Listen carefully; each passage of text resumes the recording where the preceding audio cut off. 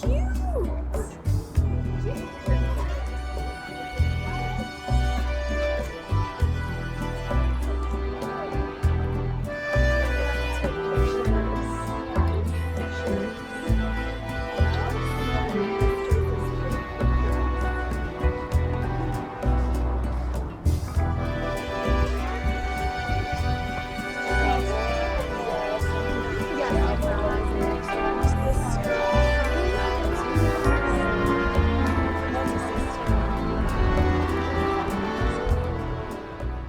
There's something about being near water that changes the way people exist together.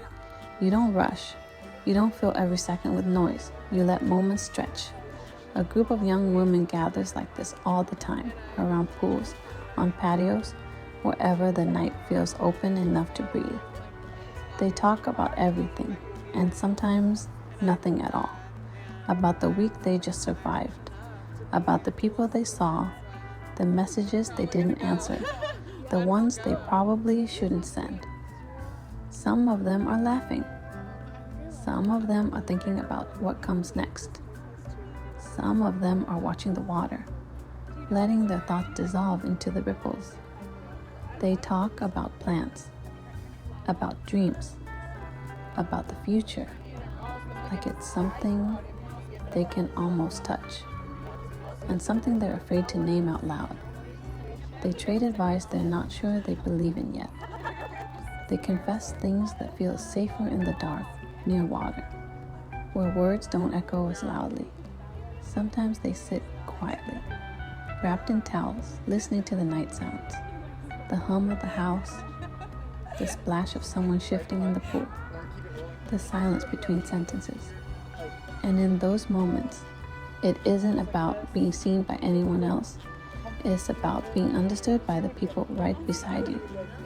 About knowing you're not the only one unsure, not the only one drifting, because being together like this isn't about parties or celebrations. It's about connection, about pausing long enough to feel where you are, and letting the night hold you there just a little longer.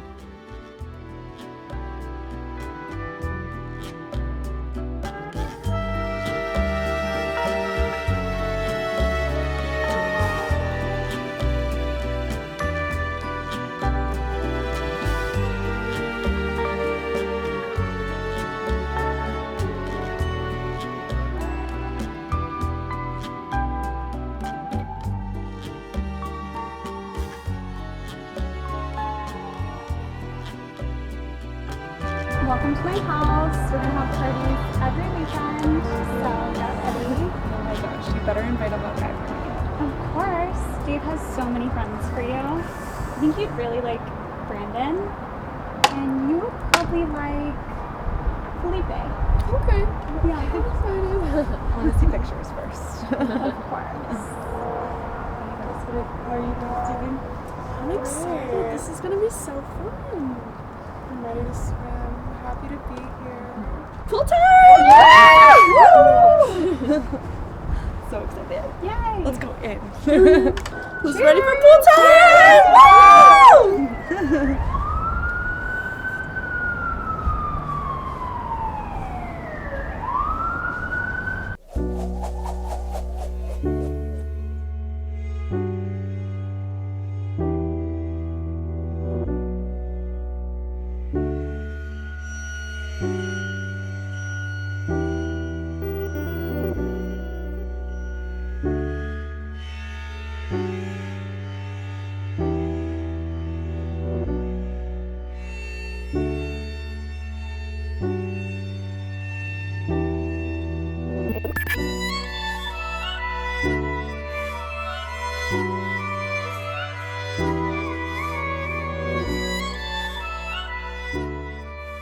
When you're young, the future feels like something wide open, not clear, but open, like there are 100 possible lives waiting, and you haven't chosen which one you're brave enough to step into yet.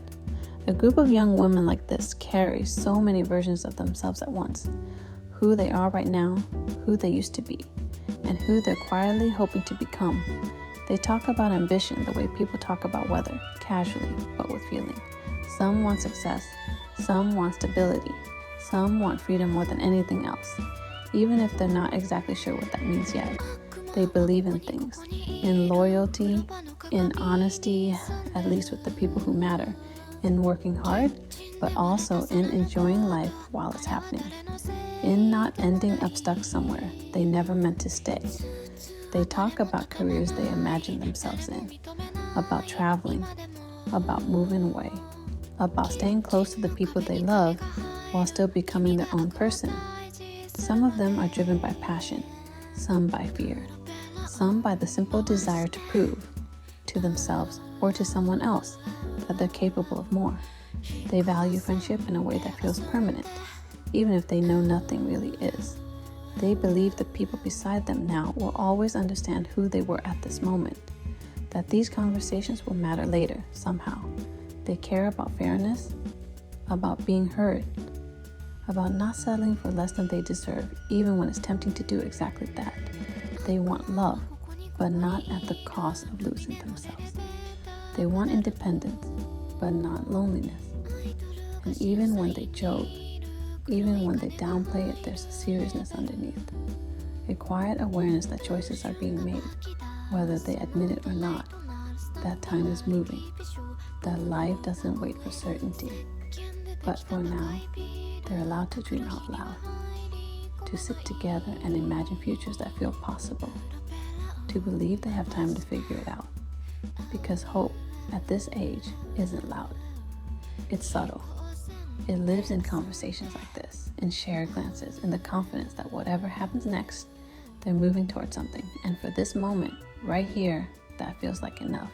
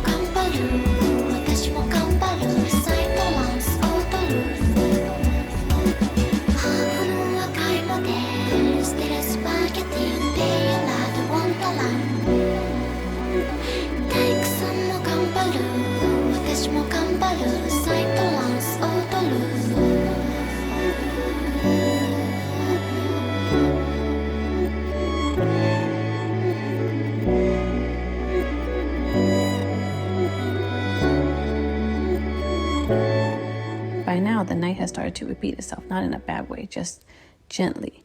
They've been together long enough that the conversations don't need beginnings anymore. They just start in the middle. Someone says, "Fried chicken? Yeah," for no reason at all. And everyone laughs. Not because it's funny, but because it breaks the quiet. Like a signal that says, "We're still here." Another voice says, "Sorry, it's a bad movie." And no one knows what she's referring to. Maybe the night. Maybe the conversation. Maybe life lately. They sit near the pool, drifting in and out of thought. And it feels like everything is happening in 3 dimensions at once. The sound of water, the sound of voices, the sound of thinking. Someone mentions how love isn't really a moment or a decision. How love is one continuous stream. It doesn't stop and start. It just keeps moving, whether you're paying attention to it or not. And Tina said to Gina, "Why is it always so blue?" And Gina said, "Because you're looking at it too long." And Tina said, "No, I mean everything." They talk about sound the way people talk about space. About how sometimes it feels like you're hearing things from behind you or above you. Someone calls it quintaphonic, even though she's not sure if that's a real word. 5 directions, 5 layers, too much happening at once. They joke about how silence is louder than noise, how you can hear your own thoughts echo when nobody fills the air. Someone brings up film, old film. 16mm prints that smelled like dust and metal and heat. How movies used to flicker because they weren't stable yet, like they hadn't decided what they were supposed to be. Another voice starts talking about 8-track tapes, how they cut off songs in the middle and start the next one somewhere else. How nobody seemed bothered by that back then. Like interruption was just part of the experience. They talk about old Chinese restaurant menus, the faded red ones with gold lettering, the pictures that never matched the food. Someone says, "You know, chop suey isn't even Chinese food, right?" And someone else says, "Of course it isn't. It was invented here for Americans in the 1940s. A compromise disguised as tradition." They like facts like that, things that feel solid, anchors. Someone starts talking about silent movies, about hand-cranked projectors in the 1920s, how theater owners would literally crank them faster when a movie was popular, not because the story needed it, but because they needed to fit more screenings in, speeding up art to make room for more people, more tickets, more money. They think that's funny and sad. And someone said, that's why everyone moved so fast back then. And someone else said, maybe they were just tired of waiting. Someone brings up Charlie Chaplin, how he destroyed one of the greatest films of the 1920s, a film he produced, starring Edna Purviance, directed by Josef von Sternberg, the same man who later made The Blue Angel, a film nobody ever saw. They say Chaplin had the negative destroyed for insurance purposes, that he made money off its destruction, that maybe he was jealous, that maybe he couldn't stand the idea of Edna belonging to a film that wasn't his. They sit with that thought for a moment, how something can disappear completely, not because it failed, but because someone couldn't let it exist. The pool water shifts, the lights hum, time keeps going unbothered. Someone says, "Do you ever feel like we're just filling space?" And someone answers, "Isn't that what everything is?" They don't sound depressed, just aware. The night hasn't gone wrong. It just hasn't gone anywhere yet. They talk. They pause. They drift. Love keeps moving like a stream. Sound keeps bouncing in directions they can't see. The past keeps surfacing in fragments, menus, films, tapes, stories half remembered. And for now, that's enough. To sit near the water, to say strange things out loud, to let the silence stay without rushing to fix it, because not every moment needs to arrive somewhere. Some of them are just meant to pass through.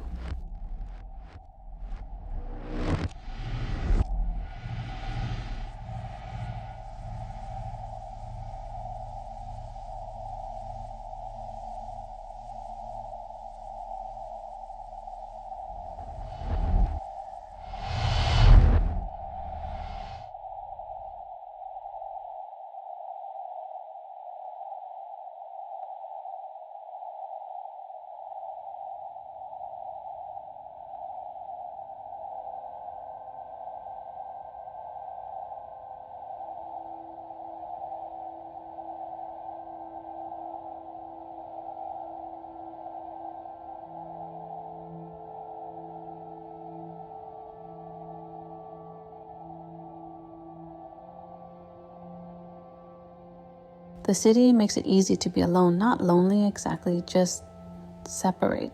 You can live here for years and never really collide with anyone. You float. You find places that feel comfortable enough. You sit near people without touching their lives. Sometimes that feels like freedom. Sometimes it feels like nothing at all. They sit near the pool and talk, but it's casual, surface level. Like everyone already knows how much to reveal and when to stop.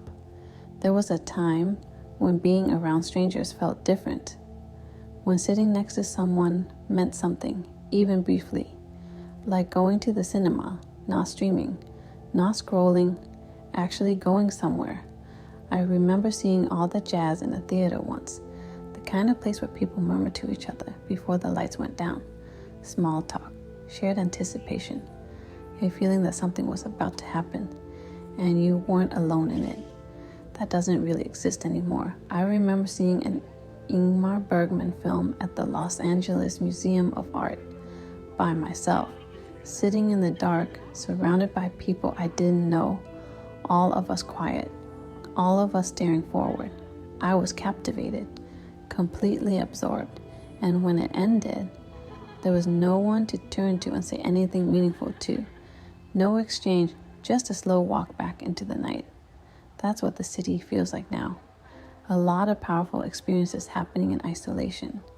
Moving images embedded in celluloid, illuminated by arc lamps or tungsten bulbs, blown up onto a 40-foot screen. That used to feel like magic. It still does if you remember it the right way. 24 frames per second. An illusion convincing enough to feel alive. Organic, psychological, it could change you. Just light and shadow moving fast enough to trick your nervous system into believing. Silent films weren't even categorized by running time back then. They couldn't be. Every theater ran them differently. Faster if the movie was a hit, slower if they wanted to linger. A film like The Kid wasn't listed in minutes. It was listed as 1,614 meters of film. Length measured physically, tangibly. Collectors knew which version they had by the footage count alone. That kind of specificity mattered. I think about that a lot. How things once had weight. How time used to be flexible. I've always loved the 1973 Thunderbird Films version of Nosferatu. Not because it's the most accurate, but because the music is perfect. The accompaniment does something the image alone can't. Some of those musical cues even show up later in the Chinese connection, Fist of Fury. I noticed it years ago and it never left me. I tried to track down that music library, I really did, but I never could. That's bothered me for years. The idea that something so emotionally precise could exist without a clear origin, without a name. It feels like that with people now, too. Moments that matter, but don't attach themselves to anything permanent. I remember seeing Werner Herzog's Nosferatu for the first time on the Z channel. It was the 20th Century Fox print. At the very end, Jonathan Harker rides off into the desert landscape, and then it just stopped, abruptly, cut off. No resolution, no closure. Later, when I saw the full version, I realized there was more. After he rides into the sunset, there's a brief fade out, then a copyright notice, then the MPAA logo. That tiny addition changed how the ending felt. It grounded it, closed the loop, but I kind of missed the first version, the incomplete one, because that's how things feel now. Like everything cuts off just before it resolves. The girls talk near the pool. They laugh. They drift. They sit together without really touching what's underneath. And maybe that's enough for now. To be content. To float. But there's a quiet sense that something has been lost. Not dramatically, not tragically, just slowly. Like a reel running out. Like music you can't identify anymore. Like a conversation that never quite finishes. And the city keeps going. Unbothered, bright, separate.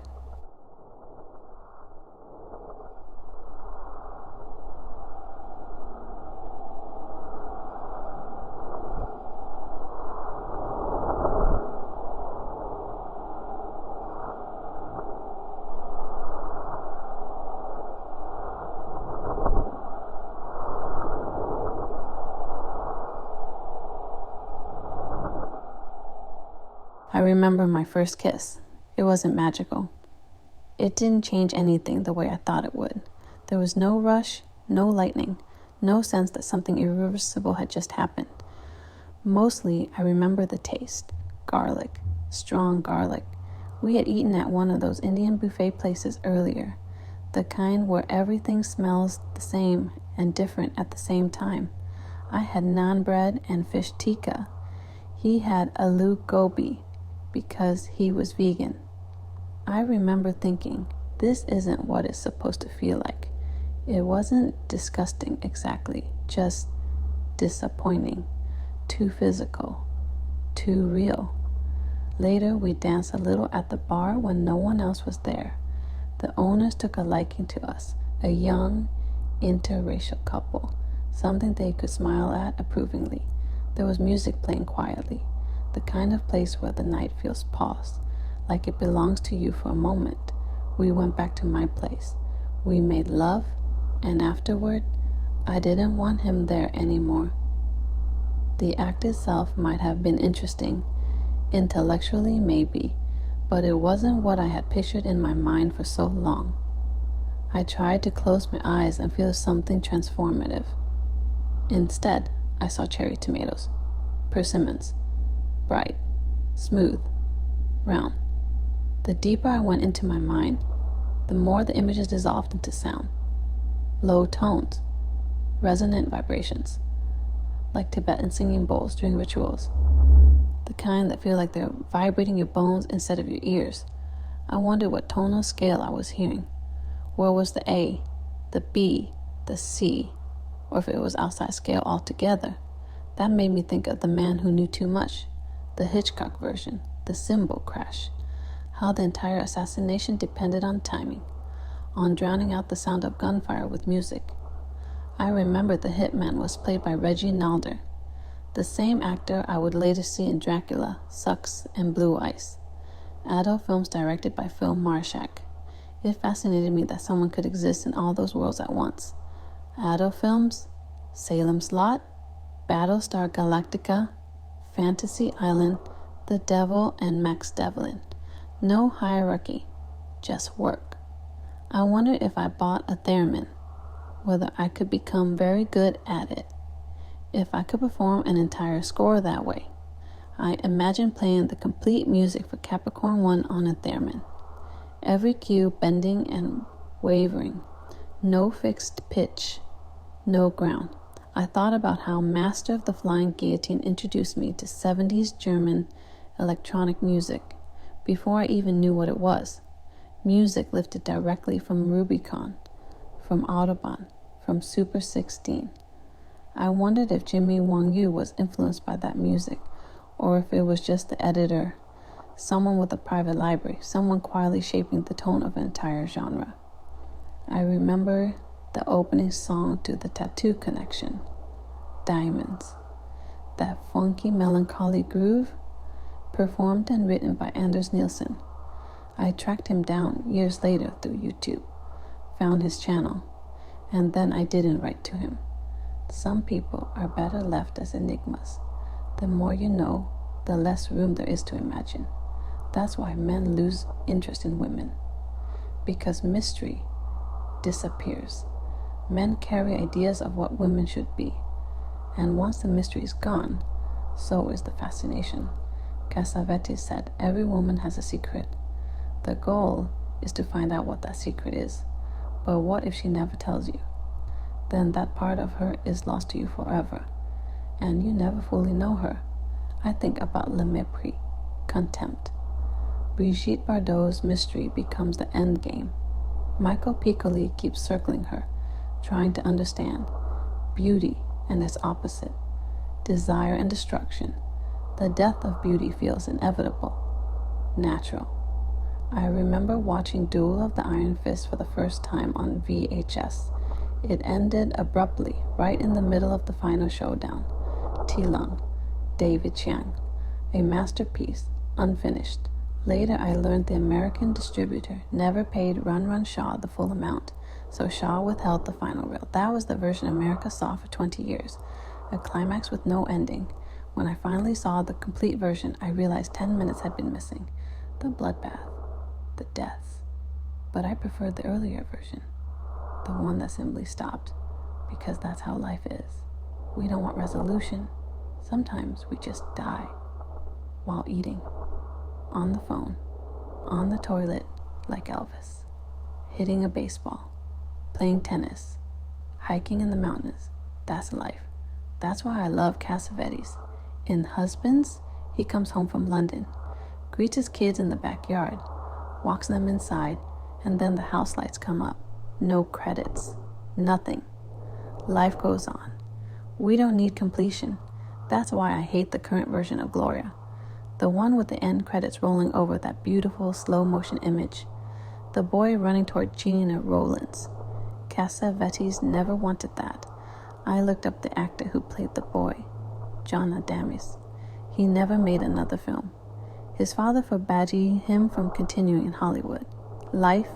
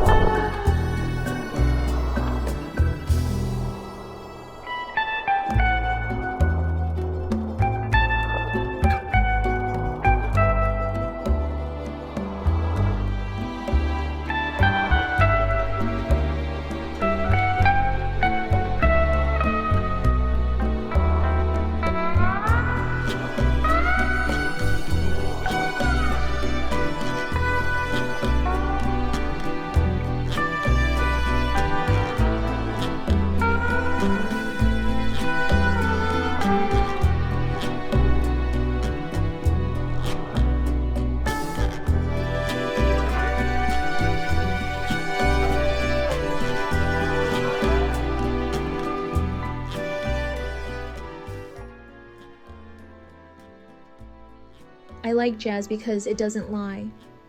It doesn't pretend things resolve cleanly. It lets tension sit there. It lets notes bend and crack and hang in the air longer than they're supposed to. I once saw Jimmy Scott at the Club Brasserie off Sunset Boulevard. It was small, low ceilings, tables too close together. He played the songs people expected him to play, the ones he was known for. But then he did something else. He sang Jealous Guy, not as a cover, as a confession. And I could feel it, his pain, not performed pain, real pain that had survived decades. That's what a strong artist does. They let you feel something without explaining it, like that Iranian film Hamoon, a man going through a divorce. The breakup barely touches his wife, but it destroys him. Everything he does becomes self-destructive. Every attempt at meaning collapses back into himself. That felt familiar. The idea that suffering doesn't distribute evenly, that one person can walk away intact while another unravels completely. I think about that a lot. I remember the first time I saw Deep Red, late at night on Los Angeles television, heavily edited. At least 30 minutes gone, even broken like that, it was overwhelming. The colors, the music, the feeling that something terrible had already happened and no one had noticed yet. I didn't understand everything, but I didn't need to. I could feel the intelligence behind it, the obsession. That's what made me seek out more of his work. Not the violence, the fixation. I remember the end credits most of all. David Hemming's reflection in a pool of blood, the camera holding on it, his face almost motionless. He looks like he's crying, or about to. He doesn't look horrified. He looks absorbed. as if the blood has become something he can't turn away from. During that broadcast, they used the Italian credits, not the American ones. I remember seeing words like costumi and Madre di Carlo. Those details stayed with me longer than the plot. There's something unsettling about seeing language you don't fully understand attached to violence. It makes it feel ceremonial, official. I love that. I loved how art could make dread beautiful, controlled, the same way Philip Glass's music does in Mishima, the Kronos Quartet, the vinyl pressing. I used to play Runaway Horses over and over, 7 minutes of tension building on itself, no release. It feels like searching, like moving forward knowing the end is unavoidable. You can hear doom in it, not sudden doom. Slow, dignified doom. That music understands Mishima better than biography ever could. A man constructing his own ending for years. I think that's when I realized something about myself, that I'm more drawn to inevitability than hope. I don't trust things that promise transformation. I trust things that admit decay. I sit near the pool now, listening to voices, but I don't always hear words. Just tone, cadence. The way laughter cuts off too quickly. Everyone looks content enough, relaxed, alive. But there's a thinness to it. Connection doesn't feel deep anymore. It feels negotiated. People reveal only what they can manage, what won't cost them too much. I think about how jazz musicians leave space between notes, how silence becomes part of the composition. Silence isn't empty, it's pressure. That's what this feels like, pressure. I remember thinking once that dread isn't fear. Fear reacts, dread waits, dread knows. It's the feeling you get when something hasn't happened yet, but has already decided to.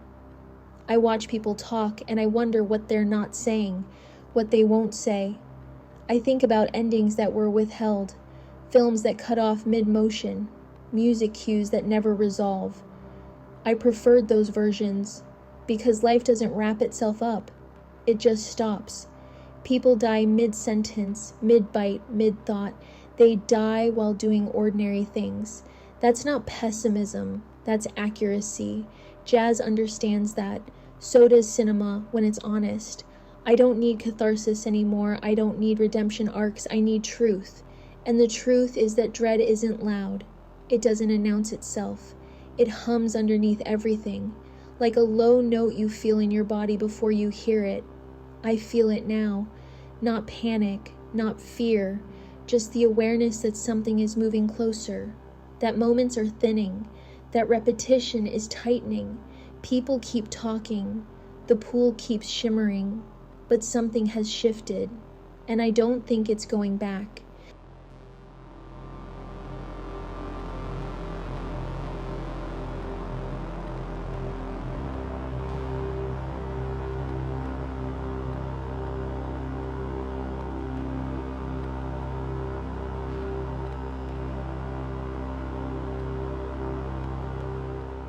After a while, the talking doesn't feel like conversation anymore.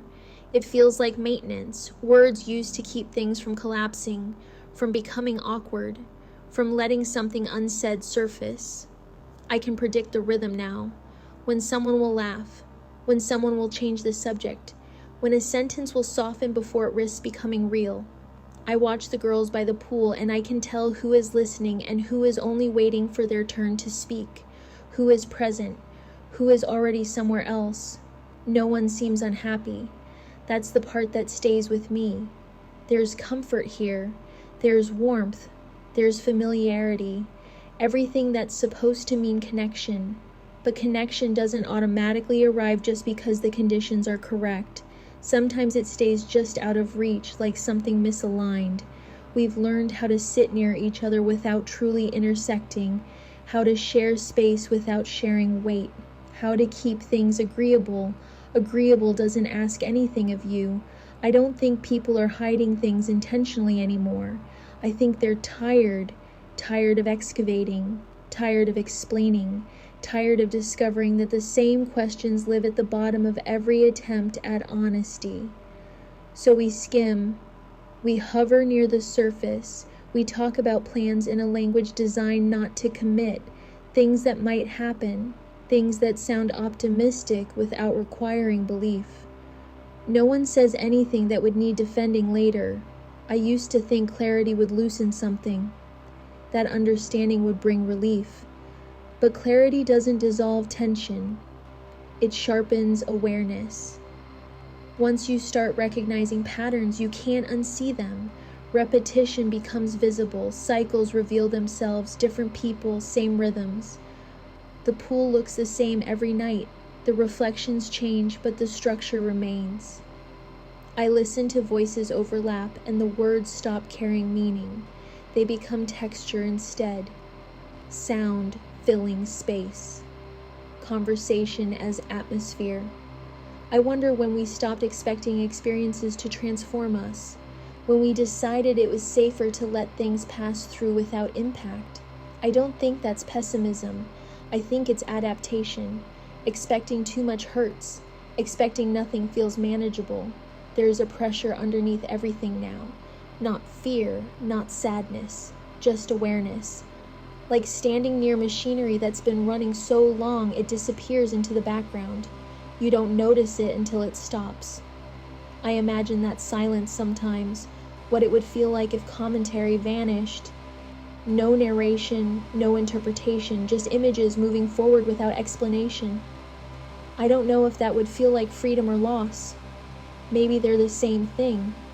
We narrate ourselves constantly now. Who we are, what we believe, why we're here. But narration doesn't prevent anything. It just keeps us occupied while things continue.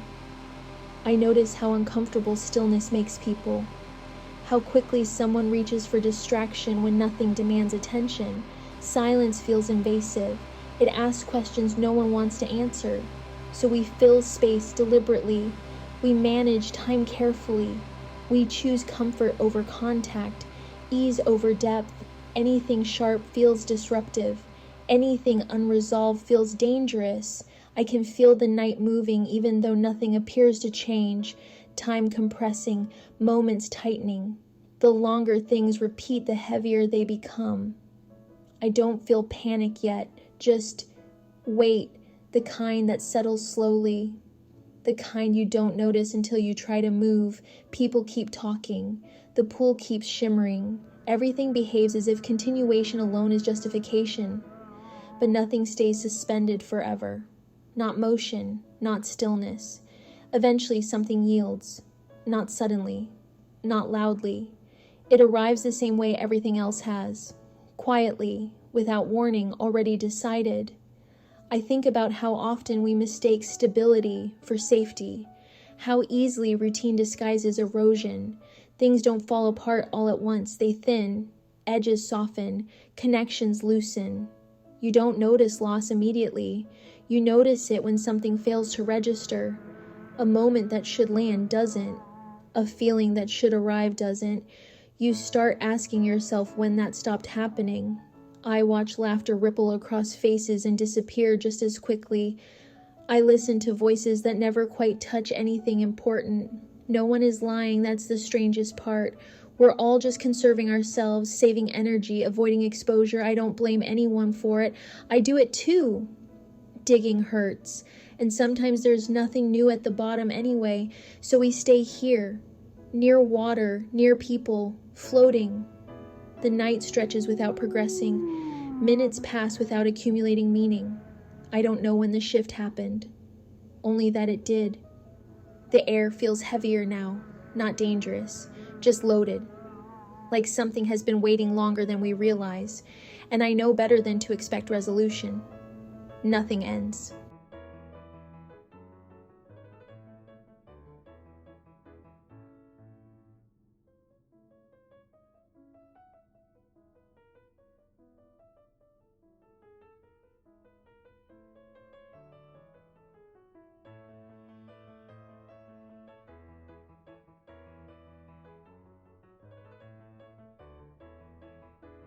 Life doesn't resolve, not cleanly, not the way stories pretend it does.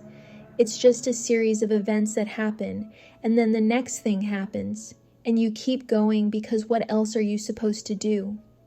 There's no final meaning waiting at the end like a prize. There's no neat closing sentence. Most of the time you don't even get a clean exit. You get interruptions, you get cutoffs, you get a moment that just stops. Sometimes I think that's why we like water. A pool, a night, a few voices, something that moves without deciding anything. You can float and let time pass, and it feels like a kind of peace, not happiness, not even contentment, just suspension, a break from the idea that your life is supposed to arrive somewhere. I remember finding a notebook once, a diary, left on a table at a coffee shop. It wasn't dramatic, it was just there. The kind of thing you notice with the corner of your eye and then try not to notice because it feels invasive. But it was open, like it had been left open, like someone wanted it found, or like someone was careless in a very specific way. I didn't know which, and that uncertainty was its own invitation. I didn't even mean to read it, but I did. It started with him calling himself normal, like that word meant something. He wrote, "I'm a normal man," and then, almost immediately, what is normal? He wrote about how his life used to be orderly, predictable, a schedule, work, food, sleep, the usual comforts, the usual emptiness. He didn't say emptiness directly, but it was there between the lines, like a faint odor, like something you live with so long you stop identifying it. Then he wrote about her. He didn't say her name at first. He just described the arrangement like it was a small thing. A sugar daddy situation. Transactional, clean, contained, something he could control. But he admitted it didn't stay that way. He said it grew beyond the transaction, not because either of them announced it, but because it leaked into everything. He began learning things through her. He learned new restaurants, places he'd never have gone, tucked away, off the map, places with a specific dish and a specific spice and a specific kind of light. He learned new music, new art, new ways of intimacy he said he never imagined were possible. He wrote about writing with her, about collaboration, about how they became a small world together, like two people building an alternate city inside a room. He called her his muse. That word appeared again and again, as if saying it enough times could make it pure. But then the tone shifted. He wrote that the more he gave himself to her, the more he lost himself. He described it like a slow enslavement, not physical, mental, emotional. The way she occupied his thoughts until there was no space left. The way every choice bent toward her. The way his days became a series of small offerings, small sacrifices. A life reorganized around one person. He wrote, "Everything I do for her is self-destruction." He wrote, "Everything I do for her is self-annihilation." And then he wrote the part that felt like dread. He said that when she wasn't there, he wanted her more than ever. He craved her. He chased the idea of her. He replayed conversations, moments, her voice, but when she was near him, he couldn't stand it. He couldn't stand to see her. He drowned her out. He watched her mouth move and felt a kind of irritation, like the very presence he begged for became unbearable once it arrived. He didn't call it madness, but it read like it. He asked himself if he stayed too long out of greed. Greed for beauty. Greed for feeling alive. Greed for the version of himself he became around her. He said he should have known that staying inside that intensity could only result in destruction.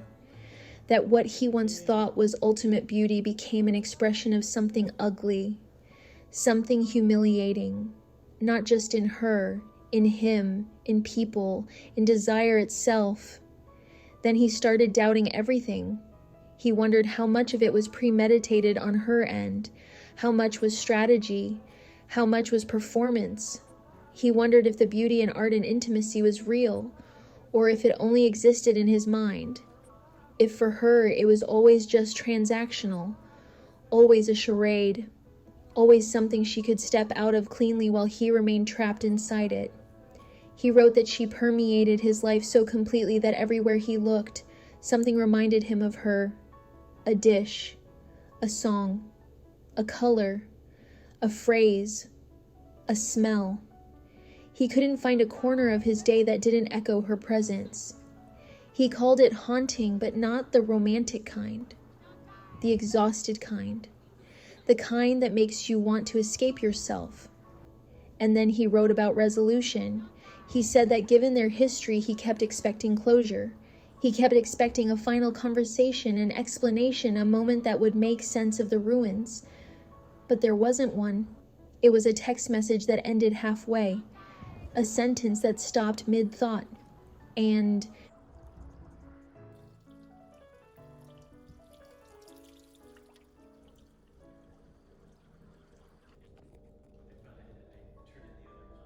once you're inside, things change without announcing themselves.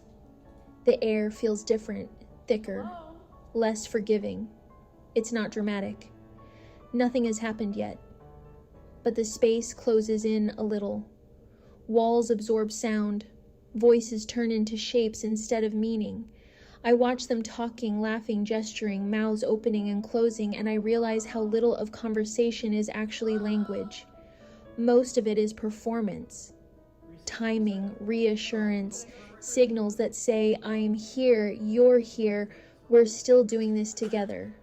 When the words disappear, all that's left is movement, bodies negotiating proximity, energy circulating with nowhere to settle. I feel myself retreating inward. That's usually how it starts, not fear, withdrawal. The quiet decision to stop reaching outward and start watching from behind your own eyes. I've always been good at that, being present without being involved, listening without absorbing, letting moments pass through me without attaching. It used to feel like control, like intelligence, like not needing too much. Now it feels like erosion. The room fills with motion. People cross paths. Someone brushes past someone else. Someone sits. Someone stands again almost immediately, like sitting felt wrong. Everyone is doing something, but nothing feels purposeful. Time stretches oddly inside houses at night. Minutes lose definition. Everything blurs into one long interval. I think about how often we confuse stimulation for meaning, noise for connection, proximity for intimacy. I don't think anyone here is lying. I think everyone is performing a version of themselves that feels safe enough to maintain. The self you bring out at night, the self you bring out around other people, the self that doesn't ask for too much. I used to think boredom meant something was missing. Now I think boredom is what happens when you've seen enough patterns to know how things usually end, but you're still required to sit through the middle. Ennui isn't emptiness, it's saturation. It's knowing too much without knowing what to do with it. I look at their faces and wonder what they're thinking. Not the surface thoughts, not the conversational thoughts, but the ones that never make it out. The ones that arrive unexpectedly and leave you slightly disoriented. The thought you don't share because it would stop the room. The thought that doesn't belong anywhere else. I've always been suspicious of moments that are supposed to feel special. Parties, gatherings, celebrations. They create an expectation of meaning that rarely materializes. When it doesn't, you feel like the failure belongs to you. Like you didn't show up correctly, like you missed something everyone else understood. But I don't think meaning works that way. I think it happens accidentally or not at all. I think we spend most of our lives waiting for something to register, for a feeling to land the way it does in memory. And when it doesn't, we keep going anyway. The house hums. Electricity. Footsteps above me. Something moving in another room. I don't feel threatened. That's important.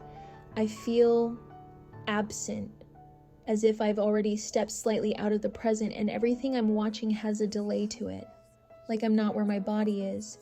Dissociation isn't dramatic, it's subtle. It's a sensation that you've become an observer of your own continuity. I think about how often I've done this in my life, slipped inward during moments that were supposed to be shared. Family dinners, relationships, sex, conversations that mattered to someone else more than they mattered to me. I didn't do it because I was cold. I did it because it felt safer. When you detach, nothing can fully reach you. When nothing reaches you, nothing can hurt you. At least that's the theory. But detachment has its own cost. You start to feel like a witness instead of a participant, like life is happening adjacent to you. I watch them now and wonder which of them feels that same separation, which of them is already elsewhere mentally, already preparing to leave without moving. There's a specific loneliness that comes from being surrounded by people and not feeling connected to any of them. It's heavier than being alone. It's the loneliness of misalignment. I don't think anyone here would describe themselves as unhappy, but happiness isn't the opposite of dread. Sometimes they coexist. Sometimes dread hides behind normalcy so well you mistake it for calm. I think about how houses hold energy, how rooms remember what's happened in them. That might be superstition, or it might just be psychology. Spaces absorb repetition, arguments, laughter, bodies moving through them again and again. This house has been lived in, occupied, marked. I wonder what it remembers. I find myself listening for sounds that aren't there yet. Not consciously, instinctively. Like when you're waiting for a phone to ring, you've already decided will change something. I don't know what.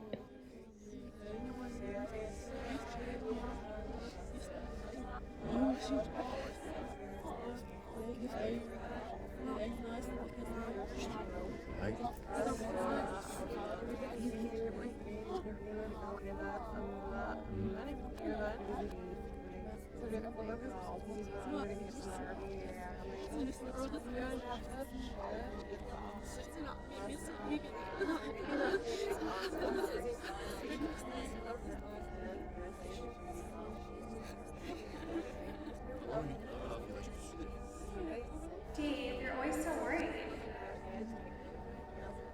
Seriously? Have you not seen the news? No, it's totally fine. None of this is even posted on social media.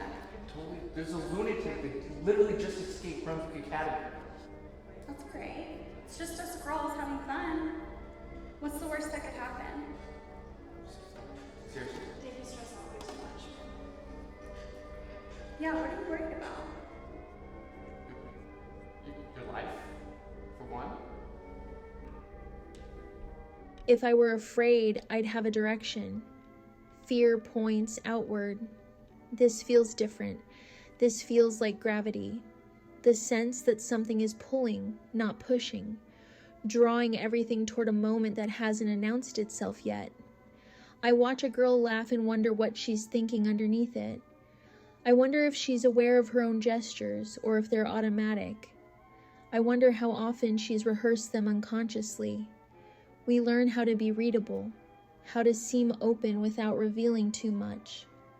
I think about how intimacy often fails not because of cruelty but because of exhaustion, because sustaining openness takes energy and eventually we ration it. I feel tired, not physically, conceptually, tired of narrating myself, tired of contextualizing my reactions, tired of pretending I'm oriented towards something. I used to believe that if I paid close enough attention, I'd find the thread connecting everything, the reason, the arc. Now I'm not sure there is one. I think we live in fragments and call it continuity because the alternative is too unsettling. The room shifts again. Someone turns off a light. Someone turns on another. The house rearranges itself subtly like it's breathing. I realize how easy it would be for something to happen without warning. Not because of danger, because of distraction. We're so used to being elsewhere mentally that the present has become porous. I wonder how many things we miss because we're half absent. How many moments pass through us without imprinting. I don't feel panic. I feel inevitability. The sense that motion doesn't require permission. I think about endings, not dramatic endings, quiet ones, relationships that fade without confrontation, conversations that never resume, messages that stop mid-thread and never pick up again. Those are the endings that bother me most. not because they hurt, but because they deny meaning. They don't let you assign significance. They don't let you learn. They just stop. I suspect that's how most things end. Not with realization, not with closure, with interruption.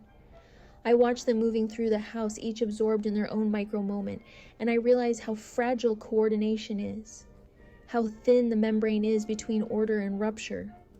Nothing has to go wrong for everything to change. It just has to go different. I feel a strange calm settle over me, not relief, acceptance, the kind that arrives when you stop expecting resolution and start expecting motion. I don't know what will happen next, but I know it will feel sudden, even if it was always coming. That's how dread works. It doesn't rush. It waits. And when it arrives, it feels less like a surprise and more like recognition. Hello? It's not funny. It's really not funny.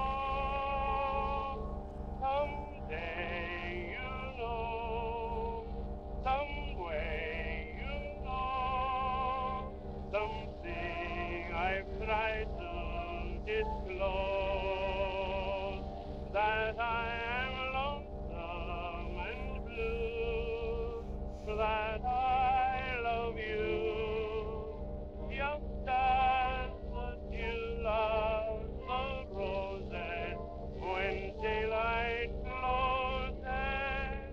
Sometime you learn just why I am counting each moment.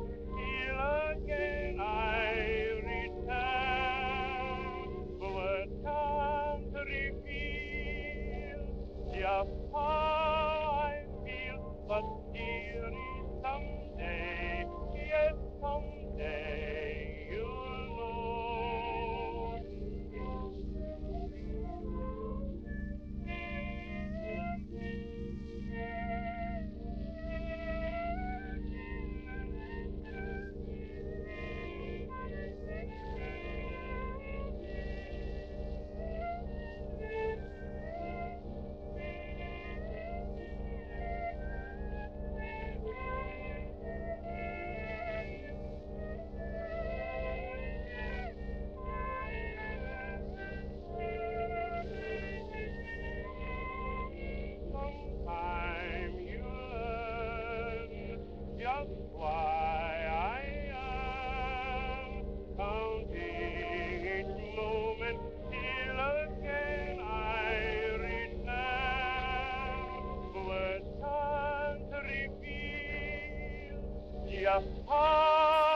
Dave? But dearie, Hello? someday, yes, someday you'll know. Dave?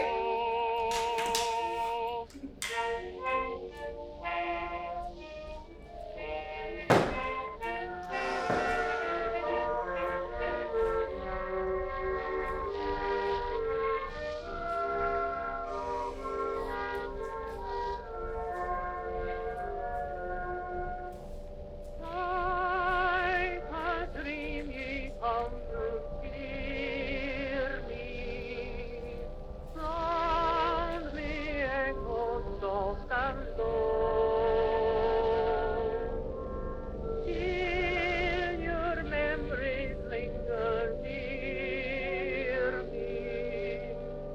Chiming bells of long ago. Sweetly tell your children numbers down the still and fragrant air. Woke my soul from gentle slumber, listening to your echoes fair. Friends and hopes of happy childhood, bless me in their purest glow. Softly rang o'er grove and wildwood, chiming bells of long ago. Each chiming bell, sweet chiming bell, ye murmur soft and low. Sweet chiming bell, sweet chiming bell, sweet bells of long ago.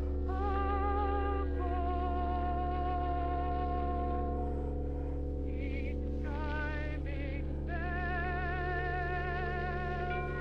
sweet chiming bell, ye murmur soft and low. Sweet chiming bell, sweet chiming bell, sweet bells of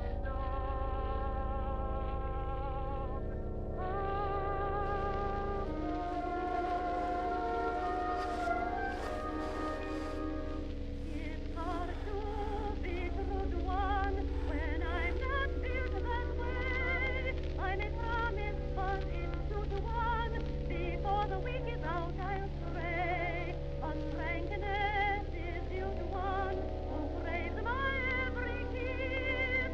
So I make it plain in my refrain that the best I can do is this. I might see you once in a while. I might see you once in a while, but I can't be true to you or you or you. I can't be your all of the time. Your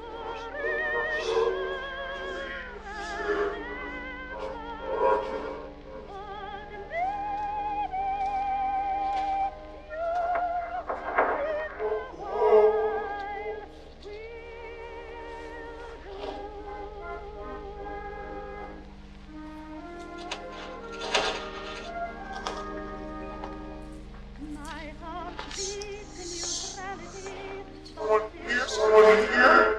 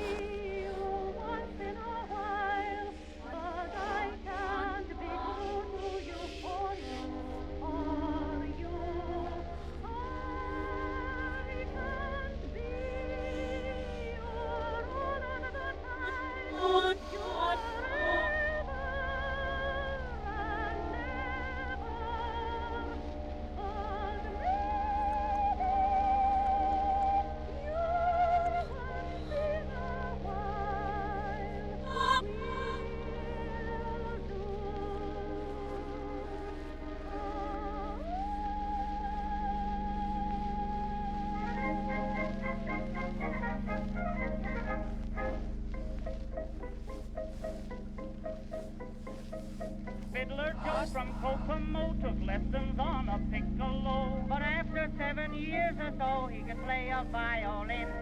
Beneath his whisker chin, he tucked his violin. And when you least expected, fiddler Joseph would begin.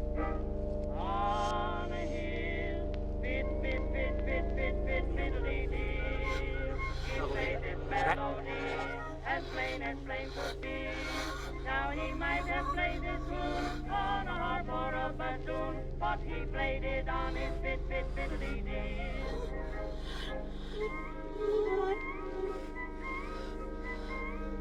Joseph met a girl last spring who said, come up and bring a ring. Joseph had no ring to bring, so he brought his violin. A cunning B-flat grin hung from his whisker chin, and then the maiden shouted, Mr. Fiddler, man, begin. On his fiddly-dee, he played this melody as plain could be. Now he might have played this tune on a harp or a bassoon, but he played it on his fiddly-dee.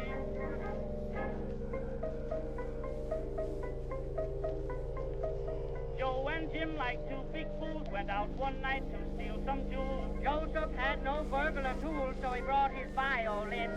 Soon Joseph said to Jim, this is the house, go in. Go in and I'll accompany you upon my violin. On his fiddly-dee, he played this melody as plain could be. Now he might have played this tune on a harp or a bassoon, but he played it on his fiddly-dee. Fiddle-dee, fiddle-dee. On his fiddle-dee-dee. He played this melody as plain could be. Now he might have played this tune on a harp or a bassoon, but he played it on his fiddle-dee-dee.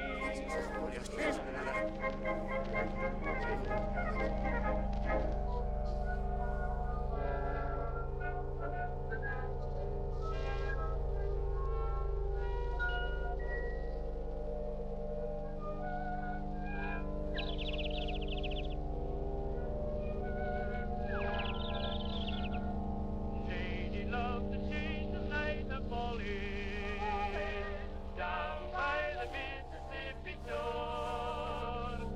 And for you, my lonely heart is calling.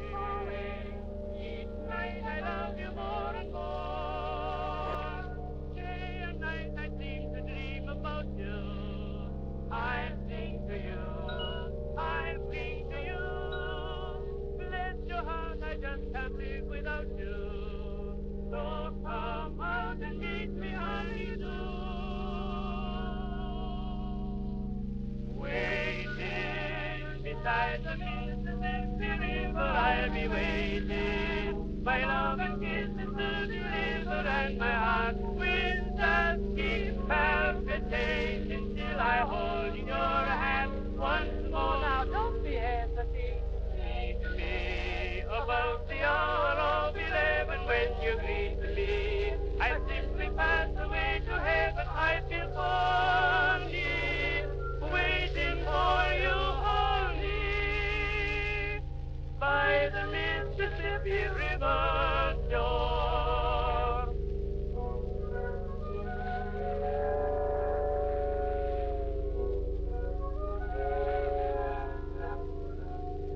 When you hear the steamboat whistle blowing down by the Mississippi shore, pack your little grip and say you're going. No use to waiting anymore.